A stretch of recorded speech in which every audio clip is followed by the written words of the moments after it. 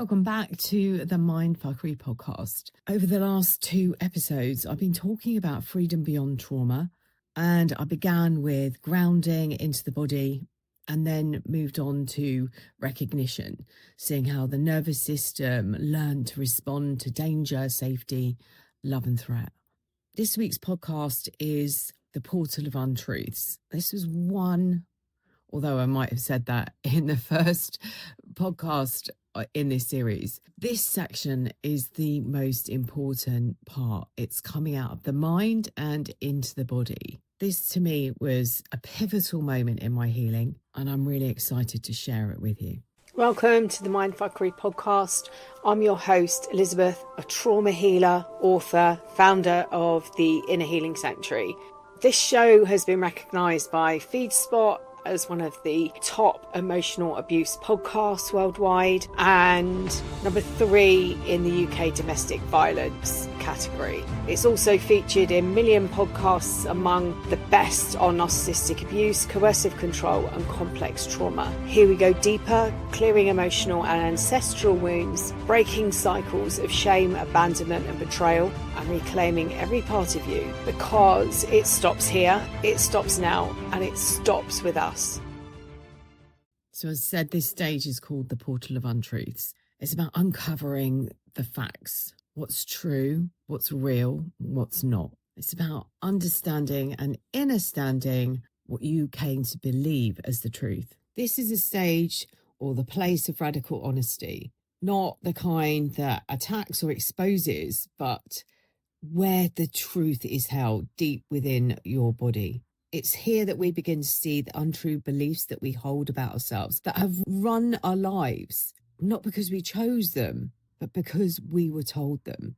And we take on these beliefs as the truth, and we repeat and repeat and repeat over years, over decades. These might be gifted through our ancestral line, something repeated. People like us don't do things like that. They haven't come from who we are. They've come from what we've been told. And these untruths are usually gifted to us in childhood. Before the age of 7, we take these on as if they are our own. A belief that somebody feels about us, how somebody else sees us. They aren't the truth. And for some people, the fear of actually facing these untruths is heavier than the work itself. But it might feel uncomfortable. It might not feel as though it fits. Somebody repeating something over and over again, telling you how you behave or labeling you, you take on that as a belief. And this is the point that we start to challenge some of these things. And I found it particularly helpful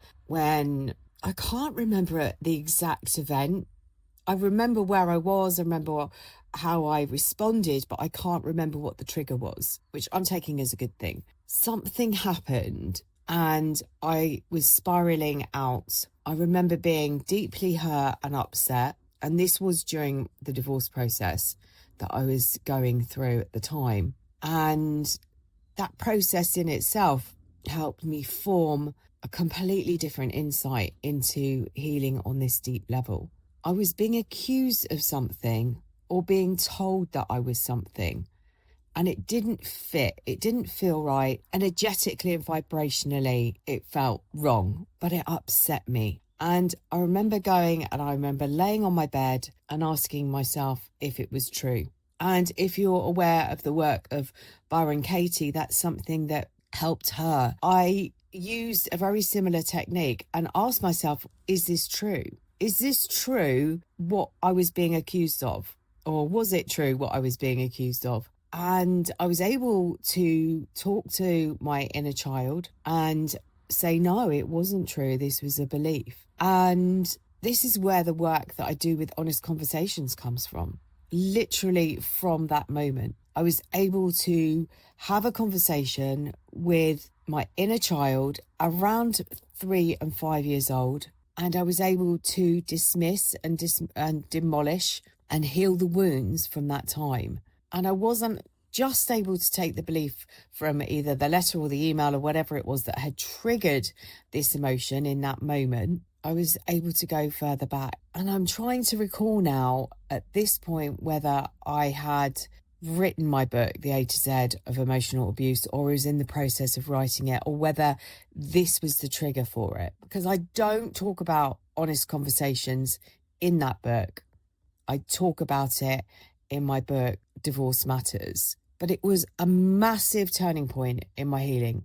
The grounding and the breathing came around about the same time, but before this moment. Being able to face something or say something, or those repeating messages that you have in your head, by being able to stop and listen to them and then challenge them, is such a powerful thing.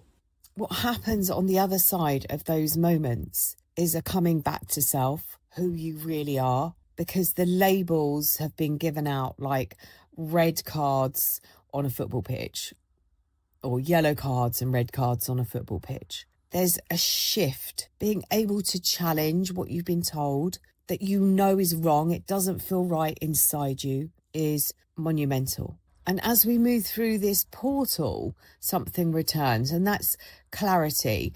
You're given choice, something you didn't have as a child, and you're able to think and feel with discernment. You will notice the change in you. And this is a gift and a tool that you can move through life with. Testing, is this true? Is this belief I hold about myself true? And you can sit quietly and listen and see if you can hear the voices. So as you're driving, listening, sitting, listening, however you are participating in this podcast, I just want you to listen into your body, or feel into your body. And if this is something that resonates with you, please reach out. There's a link in the notes for a soul alignment call. It's completely free. You can just find out where you are at the moment, whether this is something for you. As always, I'm sending you loads and loads of love until next time.